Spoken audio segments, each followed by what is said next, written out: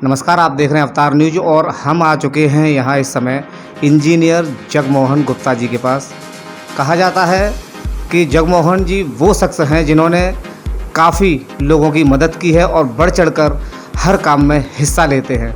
सरकार से जुड़े हुए हर मुद्दे पर इनका सही जवाब रहता है। मैं पूछना चाहूँगा कि आज उत्तर प्रदेश के मुख्यमंत्री योगी आदित्यनाथ जी ने कहा है कि बच्चे दो ही अच्छे। देखिए, हर व्यक्ति का, हर परिवार का विकास हो, उसके लिए ज़रूरी है कि यदि संख्या उसके परिवार में अधिक है तो निश्चित रूप से जो वो कमाता है उनके लिए वो पूरा नहीं पड़ेगा।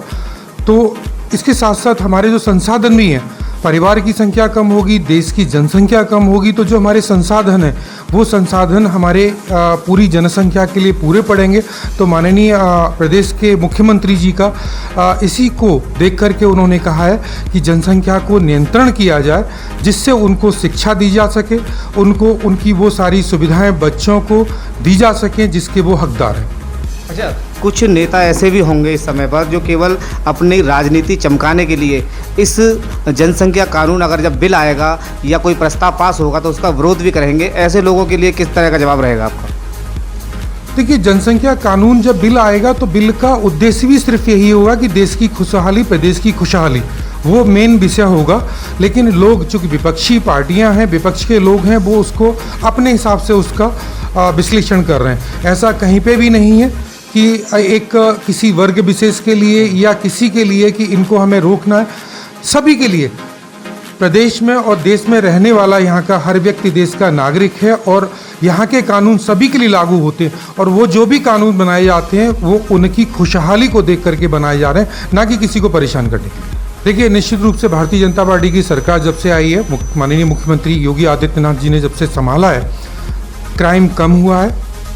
आज जितने भी अपराधी जो उससे पहले की सरकार थे, वो लोगों को परेशान करते थे, लूटते थे, क्राइम करते थे, वो आज अपने बिलों में जाके छुप गए या जेल के अंदर बंद हैं। तो जनता निश्चित रूप से चाहती है कि क्राइम पर कंट्रोल हो, वो सुकून से। आज हमारी बहन बेटियां हैं, शाम के समय वो घर से बाहर निकल सकती हैं।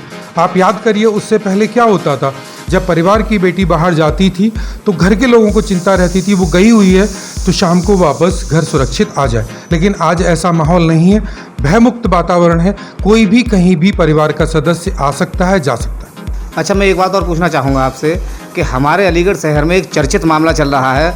कुछ युवकों ने एक व्यक्ति को धमकी दी है और उस धमकी के आधार पर उनका वीडियो भी पूरे सोशल मीडिया पर वायरल हुआ है। और सोशल मीडिया की ये ताकत रही है कि जिस पर कोई भी अत्याचार हुआ है उसको अंजाम तक पहुंचाया गया है। जिन लोगों ने एक कृत्य किया है और जाकर के उन्होंने धमकी दी है, वो लोग कान खोल करके सुन लें कि उन्हें बख्शा नहीं जाएगा। यह शालीन युग है। हम आज से मुगल काल में नहीं रह रहे कि जब जिसको चाहा कि मंदिर तोड़ दिए, जब चाहा जिसको बहन बेटियों को घेर लिया। जिन्होंने भी ये छेड़खानी और जो धमकी दी है वो निश्चित रूप से सेल के शिकंजों के पीछे जाएंगे।